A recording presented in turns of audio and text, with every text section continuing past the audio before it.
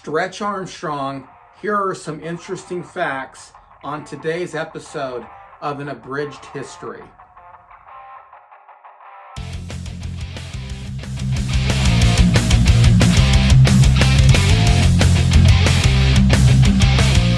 Thank you everyone for joining us on Retro Serial. I'm your host, DNC.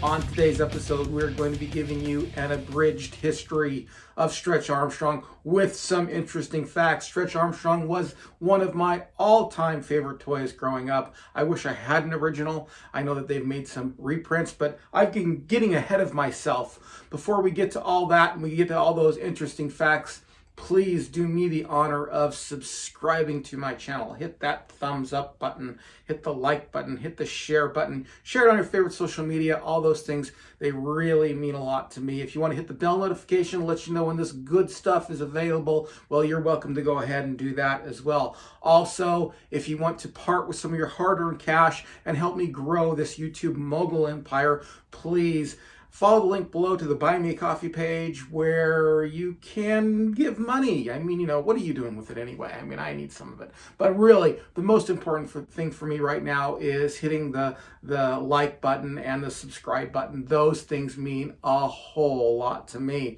So with that in mind, let's get to today's video. Number one, Stretch Armstrong was almost a dangerous toy.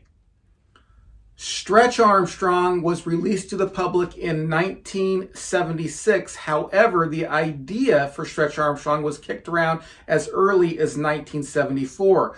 The problem is how do you get Stretch Armstrong to actually stretch? Well, the original idea was that you would put springs in Stretch Armstrong. Yeah, they put metal springs in this guy, and they realized very quickly that these springs could poke through the plastic skin of Stretch Armstrong and damage children, so that idea was abandoned pretty quickly.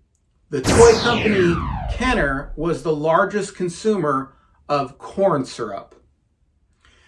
After they abandoned the idea for the springs, James O. Cohen, who was the vice president of Kenner at the time, was also a chemical engineer, and he came up with the idea of putting corn syrup, of boiling it down with some kind of sciencey magic or something like that, and putting it in the doll, which gives it its stretch figure to this day. Now, as a matter of fact, from 1976 to 1979, Kenner was the largest consumer of corn syrup because they needed it for their Stretch Armstrong.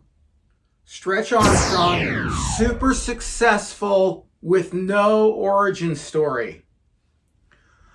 Toys in the 70s, 80s, 90s, and even today are largely based on something. They're largely based like on a cartoon or a movie or a comic book or a combination of all of that in order to sell the toys. As a matter of fact, they've reversed engineered this. They've actually created cartoons in order to sell the toys.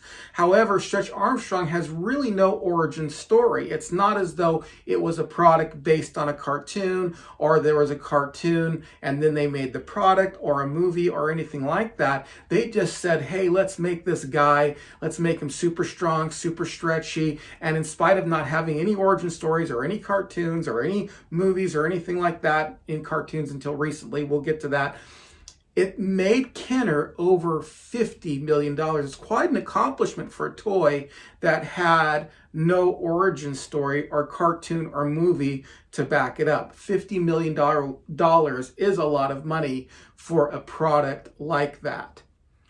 Stretch Armstrong was in a legal battle with the Hulk. Stretch Armstrong already had a number of villains that you could pit him against. There was Stretch Monster, released by Kenner, and also Stretch X-Ray Man. I don't know if you remember him. He was the see-through one, and you could see all that Caro syrup, sciencey stuff working for yourself. And there was the Stretch Serpent. However, Denny Fisher, a UK toy company, got the license to reproduce Stretch Armstrong for their UK audience, but they also at the same time had the license to reproduce Hulk from Marvel, and they decided, wouldn't it be a good idea to put these two things together and come up with Stretch Hulk? And so they did. Kenner was not pleased and filed a lawsuit to have it put on hold. And even Mego Toy Company got sucked into this, and there was a legal battle there, but apparently Mego won out to some degree.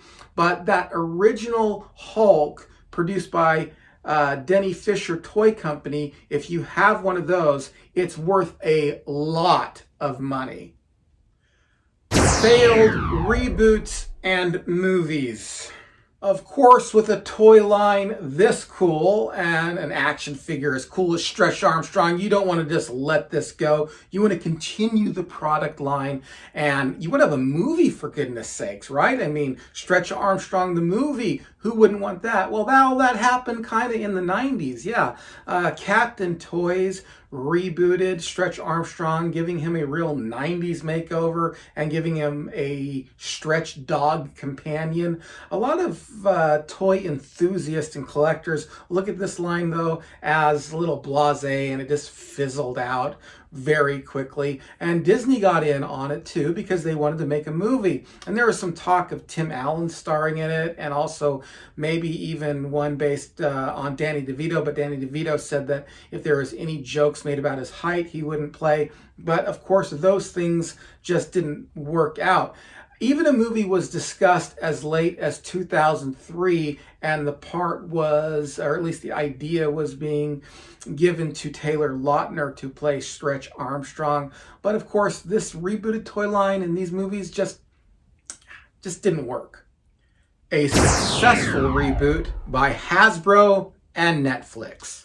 In 2016, Hasbro got in on the action and reproduced Stretch Armstrong based on the original model produced in 1976, which I think is really what fans wanted. They wanted that 1976 model to finally come back, and you can get that even today. There were a few other toys that were released along with that from Hasbro, and in addition to that, Netflix released the Flex Fighters, which was a 2-season cartoon based on Stretch Armstrong when he was a teenager. It ran for 2 seasons, like I said, from 2017 to 2018, and seems to be pretty popular. And there's even a toy line based on the cartoon series. So in closing, my question for you is, what's your favorite emanation of the Stretch Armstrong series? Did you have one when it came out? If you weren't born when it came out, what you tell me, what's your favorite emanation, even though you might not have had one? And also, here's another question I have for you. If they made a movie today, who would you want to play Stretch Armstrong? Leave that in the comment section below. Thanks for watching. As always, please do me the honor. It means a great deal to subscribe to my channel. Hit that thumbs up button. Share it on your favorite social media. Also, hit the bell notification if you want to donate. There's a link below. But all that said, I'm glad you've joined me for this episode of An Abridged History. So we will talk to you again real soon. Stay retro, everybody.